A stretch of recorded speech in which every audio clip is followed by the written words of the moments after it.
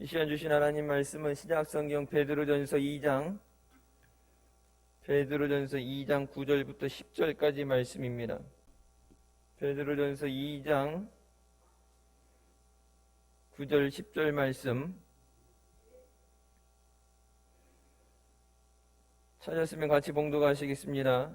오직 너희는 택하신 족속이요 왕같은 제사장들이요 거룩한 나라요 그의 소유된 백성이니 이는 너희를 어두운 데서 불러내어 그의 기이한 빛에 들어가게 하신 자의 아름다운 덕을 선전하게 하려 하심이라.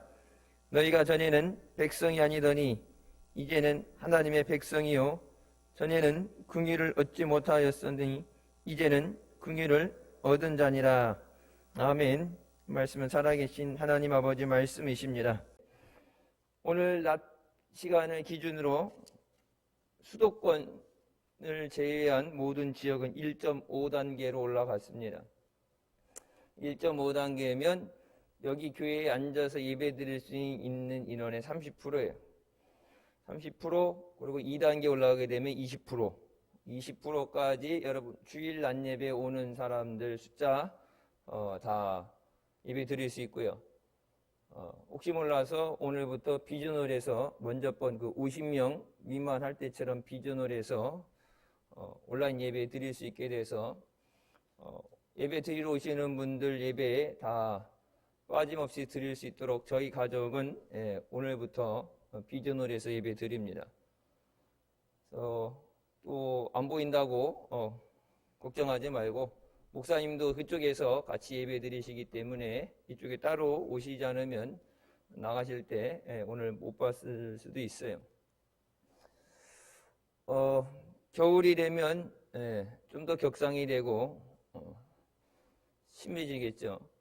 여러분 예배 드리고 싶어도 예배 드릴 수 없는 때가 어쩌면 올 수도 있고, 먼저 우리가 처음에 초창기 시작했을 때 했던 것처럼 주일 철야 제일 먼저 이제 새벽 기도부터 가정에서 드리는 걸로 2단계 되게 되면 2단계 전이라도 좀 위험하다 싶으면 새벽 기도부터 우선 전환을 해서 가정에서 드리는 것을 하고, 수요일 금요일 저녁을 온라인으로 성전에서 예배 드리지 않고 온라인으로 드리게 되고요. 마지막까지 주일 예배는 지키는 것을 하고, 2.5단계에 대해서 좀 더 하게 된다면 2.5단계, 3단계는 여러분 교회에 예배 드리러 못 나오십니다. 다 온라인으로 예배 드리셔야 돼요. 근데 2.5단계, 3단계 이제 수능 지나고 나고 그러면 그렇게 되겠죠.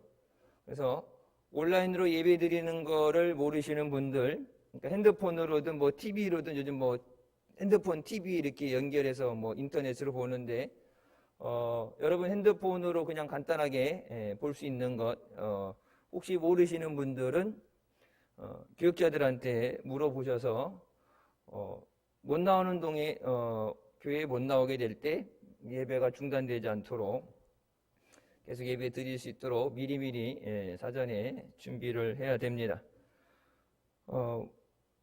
오늘 학교에서도 일주일 내에 월요일부터 금요일까지 왔는데 월요일 화요일만 수업한다고 수업이 줄었어요. 이제 수능 끝나고 나면 거의 학교를 못 가게 되게 될 수도 있어요. 여러분, 그러니까 어려워질 때 이 어려움을 이기기 위해서 어찌 보면 역설적인 거예요. 아이러니한 거예요. 살려면, 구원 받으려면 예배 드리지 못하게 하는 가운데 예배에 나와서 하나님의 은혜를 구해야 되는 줄 믿습니다. 하나님이 불쌍히 여겨주시고 긍휼히 여겨주셔야 끝나는 문제예요. 마틴 루터가 유럽에 흑사병이 돌 때 썼던 기도문에 대해서 제가 밴드에 올려놨어요. 밴드에 알림이 돼 있으면 이제 알림이 오겠죠. 알림이 안 됐는다, 귀찮은 거 안 받는다는 분들은 이제 공지로 뜨는 것만 아마 뜨게 될 거예요. 그래서 공지가 아닌 알람에 보게 되면 글이 있을 거예요. 전염병 가운데도 지키시고 구원해 주시는 것은 하나님의 은혜입니다. 우리가 의식 중이든 무의식 중이든 우리 마음속에 자기 자신의 모습을 가지고 살아갑니다. 그것을 이제 문자로 잘 표현하자면 자화상이라고 얘기합니다. 이 자화상에 따라서 사람들이 자존심이 세워지기도 하고 자존심이 상처받기도 합니다. 아담과 하와가 범죄하기 전에는 우리는 하나님의 형상으로 지음을 받아서 하나님의 자녀로의 자화상을 가지고 있었습니다. 그러나 하나님과 동등하게 되려고 마귀의 게임에 빠져서 선악과를 따먹고 하나님의 말씀에 반역하고 나서 그 하나님의 형상, 하나님이 주셨던 자화상이 깨어지게 됩니다. 자화상이 깨지는 것으로 끝난 게 아니라 에덴 동산에서 쫓겨나게 되고 영혼이 죽고 육체가 병들어 죽게 됩니다. 그러니까 이 땅에 기근이라든지 병이라든지 사람이 육체가 병들어 죽게 되는 그 모든 것은 원래 하나님이 만드신 것이 아니에요. 에덴 동산에서 아담과 하와가 있었을 때는 병이 없었어요. 성경에 보면 말씀하시죠. 너희의 죄로 인해서 너희 땅도 저주를 받았다 말씀하시죠. 땅이 열매를 맺지 못하고 가뭄이 들게 되고 온갖 자연재해가 생기게 되는 건 자연 자체적인 문제가 아니라 인간이 오염시키고 인간이 환경을 병들게 만드는 것, 거기에 추가돼서 하나님 앞에 우리의 죄로 인해서 땅에 저주를 받았다고 말씀하십니다. 아담과 하와가 선악과를 따먹고 나서 첫 번째 증상이 하나님에게서 숨습니다. 아담아 내가 어디 있느냐, 하나님께서 에덴 동산을 찾으실 때 나무 뒤에 숨었습니다. 그 전에는 하나님과 동산을 같이 거닐었고 하나님과 대화하고 교제했는데 죄를 짓고 나서 제일 먼저 처음 한 반응이 숨었어요. 하나님께서 동산을 거니시며 찾으실 때 여러분, 하나님이 주신 하나님의 자녀로서의 그 자화성이 깨어지게 되면 우리는 두려워하게 되고 하나님에게서 멀어지게 됩니다. 하나님에게서 멀어지는 것은 다른 것이 아니라 하나님과 우리 사이에 껴있는 죄의 문제예요. 여러분, 그 죄의 문제를 갖고 하나님 앞에 나올 수 없기 때문에 예수님께서 십자가에서 죽어주시고 속죄의 제물로 죽어주셔서 우리가 하나님 앞에 비로소 나오게 된 줄 믿습니다. 창세기 3장 12절부터 말씀에 아담이 하나님이 주셔서 나와 함께하게 하신 여자, 그가 그 나무 열매를 내게 주므로 내가 먹었습니다. 여러분, 하와가 아무리 선악과를 따서 줘서도 먹지 않을 수도 있습니다. 하나님이 이 여자를 안 만들어뒀더라면, 그러니까 하와가 생기기 전에는 아담은 하나님 말씀에 대한 불순종이 없었죠. 근데 하와가 생겼는데 혼자 있는 게 외로워 보이고 불쌍해 보여서 짐승들도 다 쌍으로 짝이 있는데 혼자 있는 것 때문에 잠이 들게 하시고 그 갈빗뼈를 뽑아서 배필을 만들어 주셨는데, 요즘 차별금지법 통과되면서 동성애인이 얘기하면서 아담과 아담이 결혼을 하고 하와가 결혼한다. 성경의 하나님의 창조의 역사에 반대하는 것이죠. 여러분, 지금 세상에서 되어지는 것은 언론을 통해서 우리 눈앞에 보여주는 것을 통해서 세상이 하는 것은 이 땅에 생명을 주러 오신 예수 그리스도의 흔적을 지우는 겁니다. 성탄절은 산타클로스의 날이 아니라고 말씀드렸죠. 근데 언제부턴가 메리 크리스마스, 예수님 오신 것을 감사합니다, 찬양합니다가 언제부터 산타의 날이 돼버리고, 그러니까 왜곡된 허상의 인물을 만들어내게 되고, 메리 크리스마스가 아닌 해피 할러데이, 즐거운 연휴, 노는 날로 되어버리게 됐어요. 마귀가 세상 사람들에게 감추이고 속이는 것은 예수 그리스도의 구세주 되심입니다. 예수님을 통하지 않고서는 하나님 앞에 나올 수 없고 예수님을 통하지 않고서는 생명을 누릴 수 없습니다. 다른 방법이 있다면 그 방법을 택하게 하셨겠죠. 하지만 예수 그리스도 외에는 다른 방법이 없습니다. 그래서 하나님께서는 자기 자신을 예수 그리스도가 십자가에 못 박아 죽기까지 희생하게 하시고 십자가에서 우리에 대한 사랑을 확증하셨습니다. 여러분, 자기를 상실하게 된 건 내 안에 내가 있지 않다. 내 안에 있어야 되는 하나님의 형상이 존재되지 않는다. 하나님을 바라보고 하나님으로 인해 살고 하나님께 영광을 돌리고 하나님을 찬양하도록 지으심을 받았다고 그러는데 그 하나님이라는 그 존재, 하나님의 임재하심과 하나님의 은혜가 없어지게 되면 우리는 살 수 없습니다. 하나님께 그렇게 만들어 놓으셨어요. 하나님 없이는 살 수 없도록, 은혜 없이는 살 수 없도록. 우리가 믿음 생활한다 그러면서 낮 시간에도 말씀드렸던 것처럼 하나님보다 우선시 되어지는 것, 하나님보다 더 사랑하게 된 것, 하나님의 말씀에 순종하지 못하는 그 모든 그것들 내려놓고 이 땅에 인류를 구원하기 오신 예수 그리스도를 오심을 감사하며 또 다시 오실 주님을 사모하면서 우리가 주님이 기뻐하시는 믿음으로 다시 회복되어야 되는 줄 믿습니다.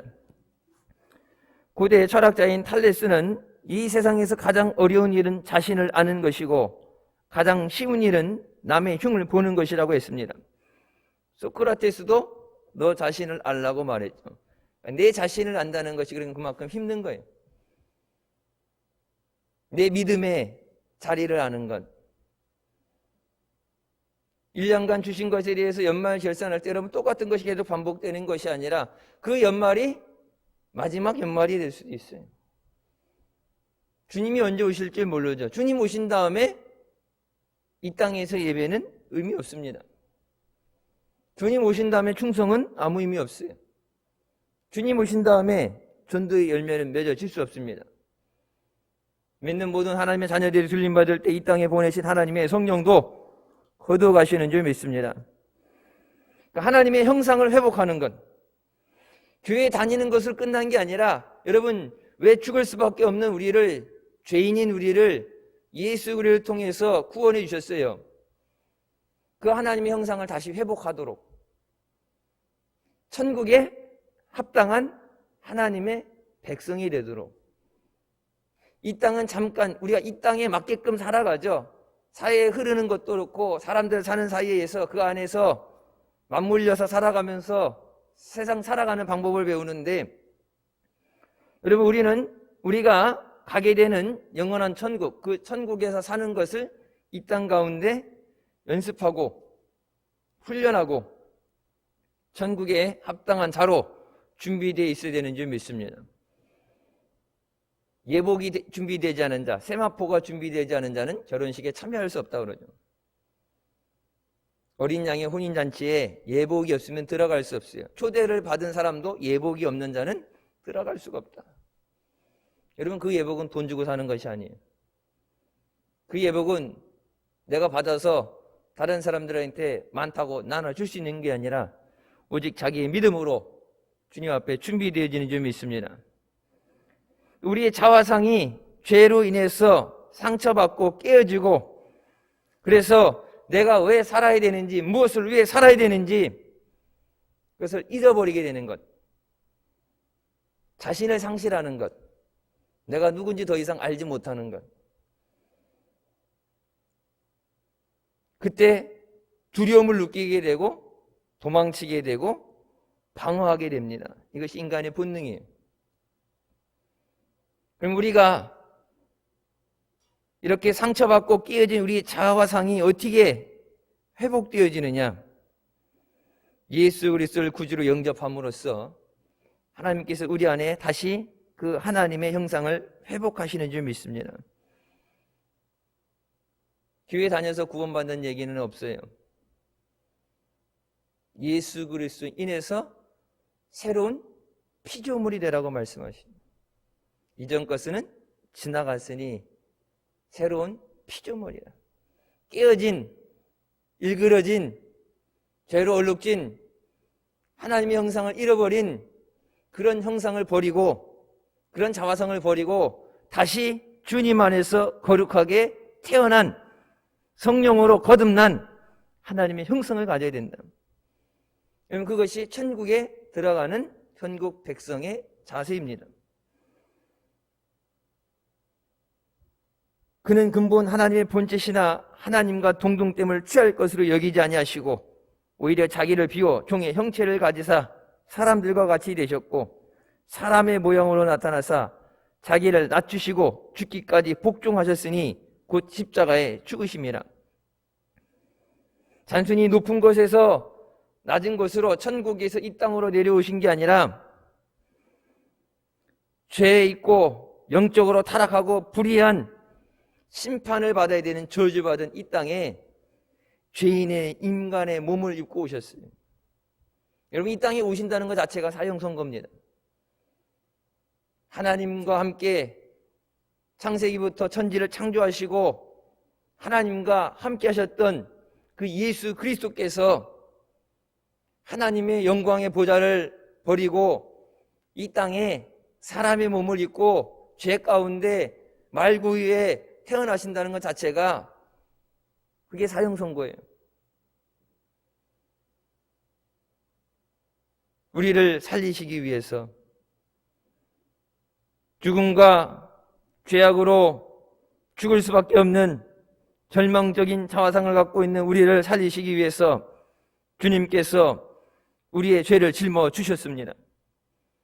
여러분, 십자가에서 주님 돌아가실 때 자기의 핍박하는 자들, 저들의 죄를 알지 못하니까 저들의 죄를 용서해 달라고 주님은 마지막까지 죄인들을 위해서 기도해 주셨습니다. 예수님은 우리를 위한 대속의 고통을 짊어지셨습니다. 예수님은 나를 위하여 십자가에 못 박히셨습니다. 나의 의로운 종이 자기 지식으로 많은 사람을 의롭게 하며 또 그들의 죄악을 친히 담당하리로다. 예수님이 이 땅에 왕으로서 영광을 받고 통치하기 위해 오신 것이 아니라 죽을 수밖에 없는 죄인의 죄악을 짊어지시기 위해서. 여러분, 겟세마네 동산에서 마지막 기도 할 수 있거든 이 잔을 내게서 옮겨주시옵소서. 땀방울이 핏방울이 되도록 몸부림치며 기도할 때 하나님 아버지의 마음이 어떠셨겠어요? 삼위일체 되는데 동일하시며 또 따로 계시는데 하나님의 마음, 예수 그리스도의 마음을 누구보다 더 잘 아시죠. 십자가의 마지막 죽으실 때 아버지 어찌하여 나를 버리시나니까 그 절규하는 소리에 하나님의 마음이 어떠셨겠어요? 여러분, 그만큼 이 세상에 갖고 있는 이 죄는 하나님이 용서하지 못하는 꼭 심판받는 죄악입니다. 그래서 예수 그리스도를 통해서만 죄의 사함을 받고 하나님의 은혜를 하나님의 백성으로서의 우리의 자화상이 다시 회복되어지는 줄 믿습니다. 고린도서 1장 28절부터 말씀이 하나님께서 세상에 천한 것들과 멸시받는 것들과 없는 것들을 택하사 있는 것들을 폐하려 하시나니 이는 아무 육체도 하나님 앞에서 자랑하지 못하게 하려 하심이라. 너희는 하나님으로부터 나서 그리스도 예수 안에 있고 예수는 하나님으로부터 나와서 우리에게 지혜와 의로움과 거룩함과 구원함이 되셨으니 우리는 하나님으로부터 나서 그리스도 예수 안에 있다고 말씀하십니다. 하나님의 백성은, 하나님의 자녀는 따로 떨어져 있는 게 아니라 뭐라고 말씀하세요? 예수 그리스도 안에 있어야 돼요. 요한복음 말씀처럼 예수님을 떠나서는 우리는 아무것도 할 수 없다고 말씀하십니다. 여러분, 이 고난의 때, 어려울 때 이 어려움을 이기는 것은 성경에 이미 그 답이 나와 있어요. 주님과 함께함으로 이 고난을 이길 수 있습니다. 사방에 우겨 쌓여도 쌓이지 않는 것은 주께서 함께 하심이라 말씀하십니다. 우리 주님은 지금도 우리의 기도를 들으시고 사랑하는 자녀들에게 역사해 주는 줄 믿으시기 바랍니다. 예수님의 대속의 은혜를 우리의 믿음으로 확실하게 누리시기를 주님의 이름으로 축원합니다. 예수님은 모든 인류를 위해서, 모든 사람들을 죄에서 구원하시기 위해서 죽어주셨습니다. 하지만 예수 그리스도를 영접하고 주님 앞에 나와서 그 보혈로 깨끗이 씻음받지 못하면 주님께서는 모든 사람을 위해 죽어주셨지만 예수님을 영접하지 않으면 죄 사함을 받지 못하고 영생을 얻을 수가 없어요.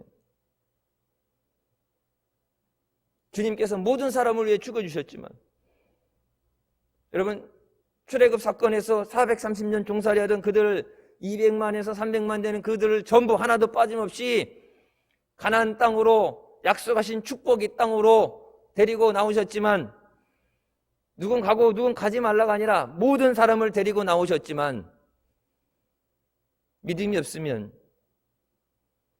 하나님과 함께하지 못한 자는 광야에서 시체로 묻혔습니다. 우리에게 주어진 이 은혜를, 우리에게 주어진 이 구원을 주님 앞에 서는 그 순간까지 싸워 이기고 지키는 우리가 되어야 되는 줄 믿습니다. 예수님께서는 우리를 새로운 피조물로 만들어 주신다고 약속하셨습니다. 그런즉 누구든지 그리스도 안에 있으면 새로운 피조물이라. 이전 것은 지나갔으니 보라 새 것이 되었도다. 아담과 하와 같이 죄를 짓고 하나님에게서 버림받은 피조물이 아니라 너희는 이제 예수 그리스도 안에서 새로운 피조물이라. 하나님의 죄의 심판의 대상이 아니라 하나님의 은혜를 누리는, 하나님의 나라를 상속받는 하나님의 자녀가 되었다고 우리에게 선포하십니다. 베드로전서 2장 9절부터 10절 말씀에 그러나 너희는 택하신 족속이요 왕같은 제사장들이요 거룩한 나라요 그의 소유가 된 백성이니 이는 너희를 어두운 데서 불러내어 그의 기이한 빛에 들어가게 하신 이의 아름다운 덕을 선포하게 하려 하심이라. 너희가 전에는 백성이 아니더니 이제는 하나님의 백성이요 전에는 긍휼을 얻지 못하였더니 이제는 긍휼을 얻은 자라고 말씀하십니다. 예수 그리스도를 통해서 우리의 모습이 이렇게 변화되어졌습니다. 예전에는 어두움에 있다가 이제 빛 가운데 있게 하여 주시고, 이전에는 하나님의 백성이 아니다가 이제는 하나님의 백성이 되었고, 이전에는 긍휼을 얻지 못하더니 살려달라고 도와달라고 하나님 앞에 애걸복걸해도 긍휼하심을 받지 못하던 자였지만 이제는 예수 그리스도 안에서 우리가 하나님의 긍휼을 얻은 자라고 말씀하십니다. 지금까지 살아온 것이 하나님의 은혜입니다. 또 우리를 불쌍히 여겨주시고 긍휼히 여겨주시는 그 은혜로, 그 사랑으로 우리가 살아가는 줄 믿습니다. 내가 충성한 것만큼, 내가 믿는 것만큼, 내가 노력한 것만큼 하나님이 주신다면 우리는 하루도 못 살아요. 하나님이 주신 사랑에 대해서, 하나님이 주신 은혜에 대해서 값을 지불하라 그러면 여러분 우리는 하루도 존재할 수 없어요. 우리가 그것을 갚을 수 있는 능력이 있기 때문에 우리를 구원해 주시고 그 값을 치르라고 부르신 것이 아니라 우리를 이 모든 것에서 불러내신 그 하나님의 아름다운 덕을 선포하게 하려 하심이라. 하나님의 사랑을, 하나님의 은혜를 전하라. 죽을 너를 살리시고 어둠에 있던 너를 빛으로 불러내시고 생명을 주시고 새로운 피조물이 되게 하시고 하나님의 은혜로 살아가게 하신 그 아름다운 하나님의 덕을, 하나님의 사랑을 전하는 자가 되라. 너만 구원받고 너만 사는 것이 아니라 내가 사랑하는 자들에게, 내 주변에 있는 사람들에게 지금도 살아 역사하시고 생명을 주시는, 은혜를 주시는, 긍휼히 여겨주시는 예수 그리스도의 사랑을 전하라. 여러분 우리는 예수님 생일날 우리 늘 교회 앞에 보면은 생일 케이크 갖다 놓고 예수님 생일 축하합니다 노래 부르잖아요. 우리에게는 소망이고 우리에겐 기쁨이에요. 기쁘다 구준하셨네, 우리가 그것을 찬양하고 기뻐하잖아요. 근데 예수님 본인에게는, 예수님 자신에게는 기쁜 날이 아니에요. 이 땅에 오신 날은 죽기에 오신 날이에요. 모든 인류의 죄를 짊어지시고 하나님 앞에 버림받으시고 사망 권세 이기시기 위해서 지옥 음부로 내려가셔서 사망 권세 이기고 3일 만에 부활하시잖아요. 여러분 사도신경 원래 적혀져 있는 원어에 보게 되면 십자가에 죽으시고 돌아가신 다음에 뭐라고 그래요? 십자가에 죽으시고 장사되신 다음에 음부로 내려가셔서 사망 권세 이기고 부활하셨다고, 그 단어가 원래 있는 단어가 우리가 한국에서 이 고백하는 사도신경에 빠져 있어요. 원래 원어에 있어요. 음부로 내려가셨다가 3일 만에 부활하셨다. 죽을 우리를 살리기 위해서 주님이 대신 죽어주셨어요. 그리고 부활의 첫 열매가 되어주신 줄 믿습니다. 사람은 자기 자화상에 따라서 언어와 행동이 변하게 됩니다. 우리가 새 사람이 됐다면 우리의 말이 변해야 되고 행동이 변해야 돼요. 은혜 받은 사람은 그 은혜에 대해서 감사함으로 주님 앞에 나와야 되는 줄 믿습니다. 받을 수 없는 은혜를 받은 거예요. 감히 구할 수 없는 은혜를 주신 거예요. 예수 그리스도를 십자가에 못 박아서라도 우리를 죄에서 구원해 주시옵소서. 누구도 그렇게 하나님 앞에 구할 수 없어요. 하나님이 주시지 않았다면 받을 수 없던 은혜였고 구할 수 없는 은혜였는데, 하나님의 발등성에 먼지 같던 있다 없어지는 그런 하나님에게 아무것도 아닌 우리를 위해서 하나뿐인 아들을 십자가에 죽이시기까지 사랑하신 것. 여러분, 근데 그 하나님을 사랑하는 것, 그 사랑에 대해서는 절대 선택이 아닙니다. 예수님이 세 계명을 주면서 뭐라고 말씀하세요? 크고 첫 번째 되는 계명은 주 너의 하나님을 내 마음과 뜻과 생명을 다해서 사랑하라. 그냥 환경에 따라서 대면 사랑하고 여유가 없으니까, 환경이 안 되니까 하나님이 2순위로 3순위로 D순위로 밀려나는 게 아니라 내 목숨보다도 더 사랑하라요. 할 수 있는 게 아니라 할 수 있는 것을 초월해서 내 목숨보다도 하나님을 더 사랑하라. 요한계시록 2장 4절에 뭐라고 말씀하십니까? 잃어버린 첫사랑을 회복하라. 회개하고 그 사랑을 회복하지 않으면 내가 내게 임해서 내 촛대를 옮긴다고 말씀하시냐. 촛대를 옮긴다는 게 뭐예요? 생명을 걷어가시는 거예요. 촛대 옮긴다는, 여러분, 생명책에서 이름이 빠지는 거예요. 구약 성경이 얘기하는 교회에서 출교당하는 것을 얘기합니다. 그러니까 사랑에 대해서, 하나님을 사랑하는 그 사랑에 대해서는 하나님은 내가 너희를 이만큼 사랑했는데 하나님처럼은 사랑하지 못해도 네가 진짜 그 사랑을 깨닫고 감사한다면 하나님을 향한 사랑이 변해서는 안 된다. 옛날에 뭐 어른들 그런 말, 한 번 준 마음인데 변할 수 있으랴? 근데 요즘은 뭐예요? 사랑은 움직이는 거야. 사랑은 변하는 거야. 이렇게 되는데, 하나님은 뭐라고 말씀하세요? 너희를 향한 나의 사랑이 변하지 않는 것처럼 나를 향한 너희의 사랑도 변해서는 안 된다. 너희의 사랑을 회복하라. 무엇보다도 하나님을 더 사랑하라. 십자가 밑에 나올 때 우리가 은혜로 변화되어지는 줄 믿습니다. 십자가 아래 서서 주님, 우리를 불쌍히 여겨 주시옵소서. 믿음 없는 우리를 붙잡아 주시옵소서. 우리 앞에 있는 것을 감당할 수 있도록, 이해할 수 있도록 믿음을 주시옵소서. 성경 말씀에 네가 믿느냐 물어볼 때 할 수 있거든이라는 말을 했을 때 그 믿음 없는 것에서 꾸지람을 받게 되죠. 그때 뭐랄까? 주님, 내게 믿음을 주시옵소서. 제가 믿습니다. 할 수 있거든이 무슨 말이냐? 믿는 자에게 능치 못할 일이 없다. 여러분, 그 믿음이라는 것이 내 능력이 아니에요. 하나님이 하시는 줄 믿습니다. 하나님의 은혜로 사는 줄 믿습니다. 하나님이 간섭하시고 역사하여 주실 줄 믿습니다. 내 힘으로 안 되는 그것도 하나님이 하십니다. 여러분, 우리 보고 그것을 스스로 싸워서 해결하라고 말씀하시는 게 아니라, 네가 믿느냐고 물어볼 때 믿음 있어 보이는 잘 포장된 것이 아니라 실제적인 믿음. 여러분, 믿는다고 그러면서 구원받지 못한다면, 믿는다고 하면서 응답받지 못한다면 그 믿음 전혀 소용없는 믿음이에요. 여러분, 살아있는 믿음, 성경이 뭐랍니까? 겨자씨만한 믿음도 역사한다 그러죠. 행함이 없는 믿음은 죽은 믿음이라고 말씀하십니다. 내게 아무리 작은 믿음이라도 진짜 제일 시중에 가장 작은 겨자씨만한 믿음만 있어도 네 믿는 대로 응답되리라. 학문적인 종교적인 그런 믿음을 얘기하시는 게 아니라 네게 실질적인 믿음이 있느냐. 우리가 예수 그리스도를 믿는다 그럴 때 그 믿음이, 주님은 물어보시죠. 어떤 믿음이냐? 상황에 따라 변하는 믿음이냐? 어느 날은 주님이 이렇게 커 보였다가 어느 날은 안 보이다가 어느 때는 주님 하실 줄 믿습니다 하다가 환경과 어려움, 절망 가운데서 주님이 어디 갔는지 안 보이고 좌초돼서 죽을 것만 같은 절망 가운데 두려움에 떨고 있는 사람들에게 주님은 여전히 똑같은 걸 질문하시죠. 네가 믿느냐?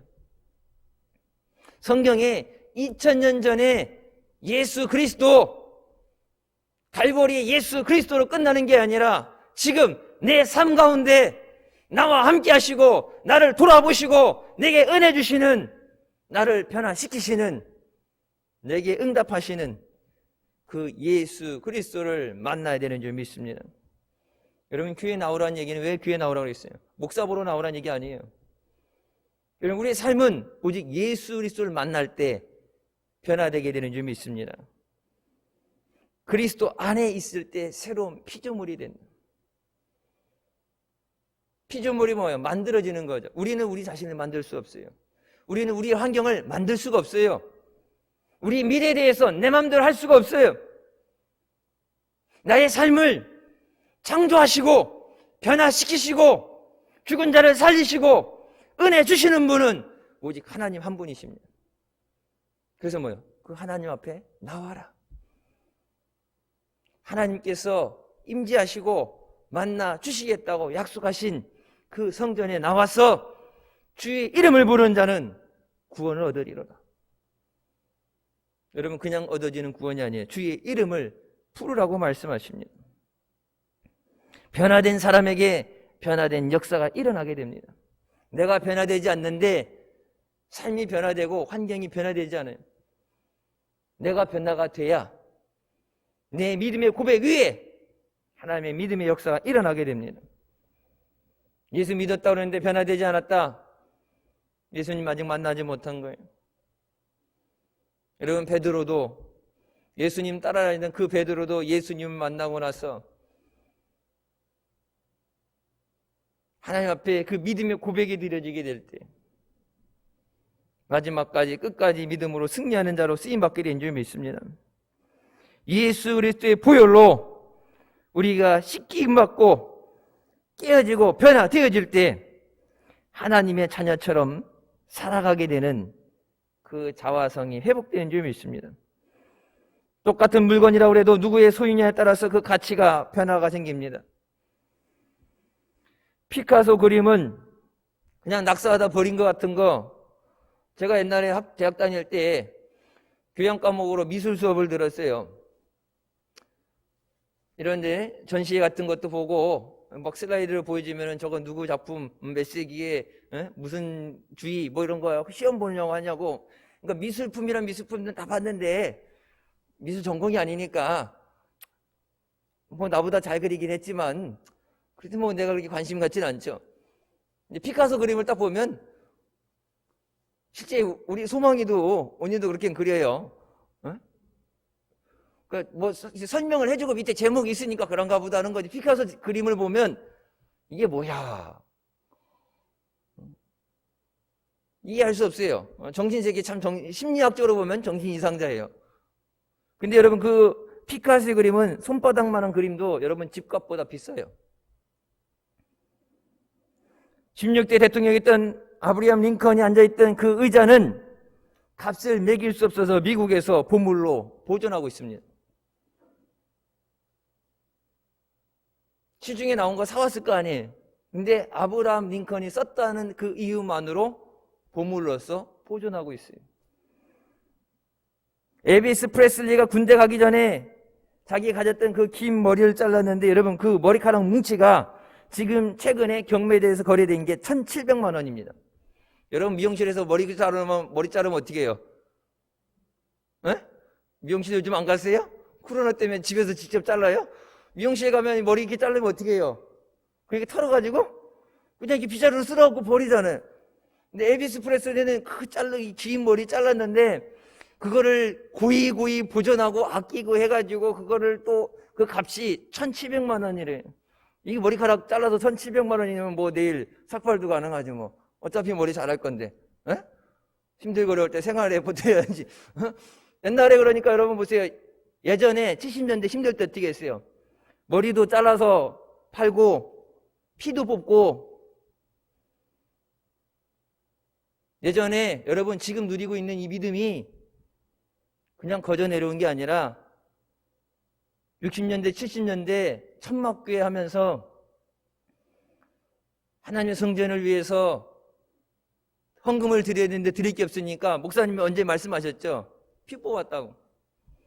배고파서 먹을 게 없어서 피 뽑고 그 돈 받은 거로 국수 먹고 헌금해야 되는데 예배 드리는데 부흥회 하는데 저 뒤에 수건을 이렇게 두르고 있어서 예배 드리는데 수건 썼다고 벗으라 했더니 이제 그 교회 목사님이 하지 말라고 얘기했는데 이게 예배 드리는데 모자니 뭐니 그런 거 쓰고 있다고. 요즘 이제 암 환자 치료받는다 지금 머리가 빠지게 되죠. 뭐라 그러니까 머리가 이렇게 완전히 여성분이 머리가 밀려 있는데 부흥회 때 감사헌금 해야 되는데 감사헌금 할 돈이 없어서 머리를 잘라서 팔았다고. 하나님 성전 건축해야 되는데 눈이라도 빨아서 팔겠다고. 여러분 전주 기독병원 가서 눈 뽑아서 하나님 앞에 바치겠습니다 했을 때 눈 뽑지 말라고 성전 건축할 수 있는 헌금을 주겠다. 그리고 미국 몇 가지 시킬 보내잖아요. 예전의 믿음은요, 한정의 세상에 타협하지 않는 믿음이었습니다. 하나님이 왜 이 나라 민족의 한국 교회에 지금 우리가 누리는 차고 넘치는 은혜와 아름다운 것들을 주시고 세계 가운데 으뜸이 되는 민족이 와 계시느냐? 여러분 공짜로 주어지는 거 없어요. 하나님 앞에 그렇게 눈물로 기도하고 주를 위해 헌신하고 생명까지도 바치겠습니다. 여러분 그래서 여기까지 온 거예요. 근데 우리가 지금 살아가는 우리 삶 가운데 주님에 대한 그런 사랑, 주님을 위한 그런 헌신, 여러분 우리가 주님을 향한 사랑이 회복되지 않으면, 사랑하지 않으면 아무것도 의미 없어요. 여러분 지금 우리가 어떻게 하느냐에 따라서 이 다음 세대가 여호수아가 말한 것처럼 하나님을 알지 못하는 세대가 될 수도 있고, 아니면 이전보다 더 하나님 앞에 쓰임받는 귀한 세대가 될 수 있습니다.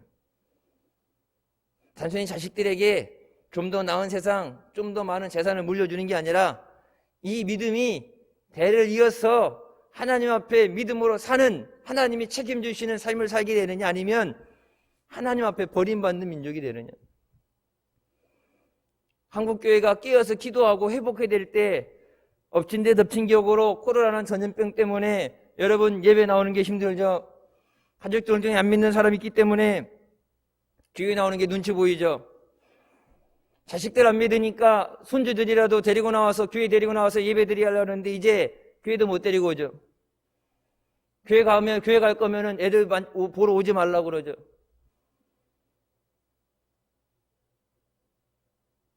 기도해야 되는데, 예배해야 되는데 상황이 좋아지고 편해진 게 아니라 더 힘들고 어려워요.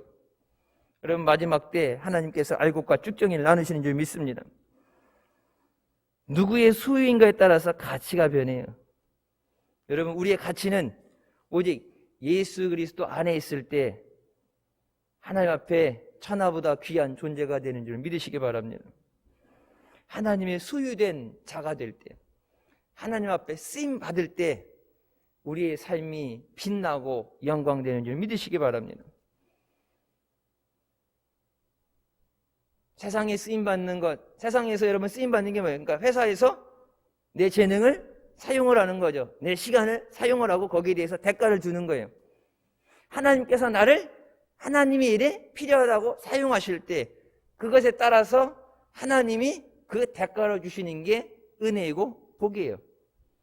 그래서 여러분 복 받으려면 여러분 목사님한테 어떻게 훈련받았어요? 복 받으면 뭐 하려고 그래요? 복 받으려면 봉사하라고 그러잖아요. 주를 위해 헌신해야 그 헌신에 대해서 주시는 값, 그래야 복을 받는다.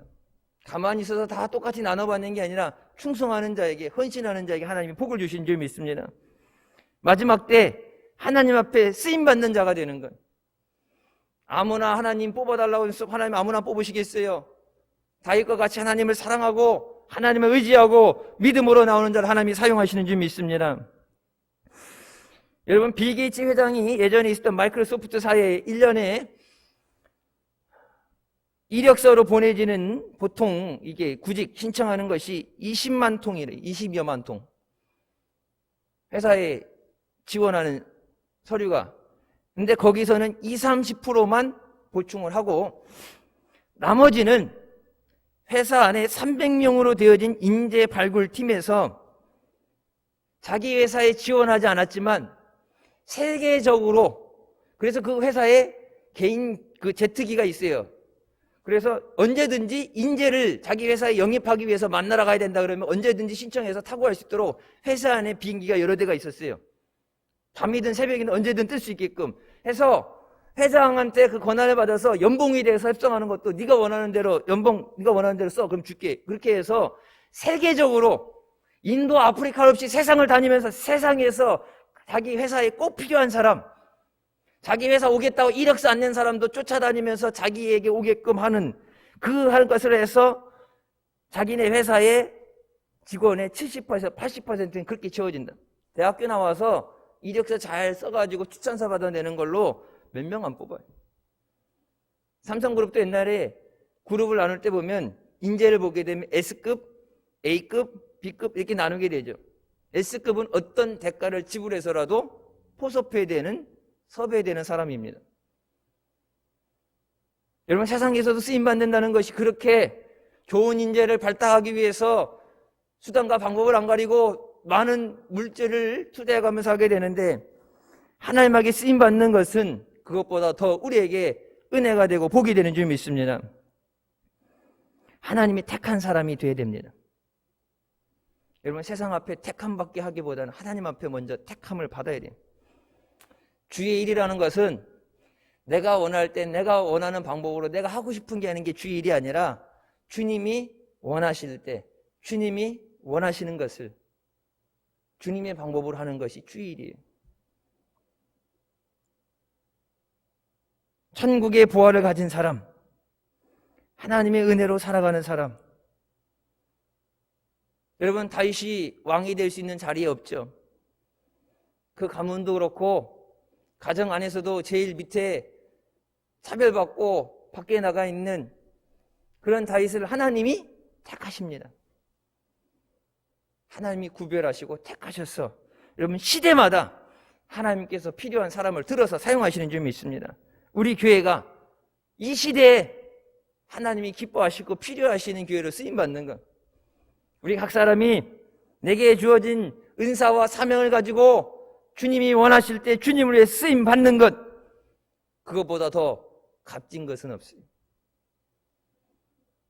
주님 안에서 오직 믿음으로 하나님께 영광 돌리며 승리하시길 주님의 이름으로 축원합니다. 기도하시겠습니다. 사랑의 주님, 은혜 감사드립니다. 죽을 수밖에 없던 우리를 죄 가운데 구원해 주시고 은혜로 인도해 주심을 감사합니다. 우리를 사랑하시고 또 우리를 믿고 맡겨주신 주의 일에 대해서 충성된 일꾼이 되게 하여 주시옵소서. 한 달란트 받은 자와 같이 아무것도 하지 않고 땅에 묻어놨다가 주님 앞에 나오는 어리석은 자 없게 하여 주시고 맡겨진 자에게 구할 것은 충성이라. 내 힘으로 안 되는 것을 알면서도 맡기신 주님 앞에 주의 도우심을 구하고 주의 은혜를 구하고 주님의 능력으로 이기기 위해서, 감당하기 위해서 몸부림칠 때 우리에게 응답해 주시고 은혜 주시고 승리하게 하시는 줄 믿습니다. 깨어진 우리의 형상과 우리의 믿음이 예수 그리스도 안에서 다시 거룩하게 회복되어지게 하여 주시고 하나님 나라에 합당한 백성으로서 하나님의 자녀로서 합당한 삶을 사는 우리 모두 되게 하여 주시옵소서. 예수님의 이름으로 기도드립니다. 아멘.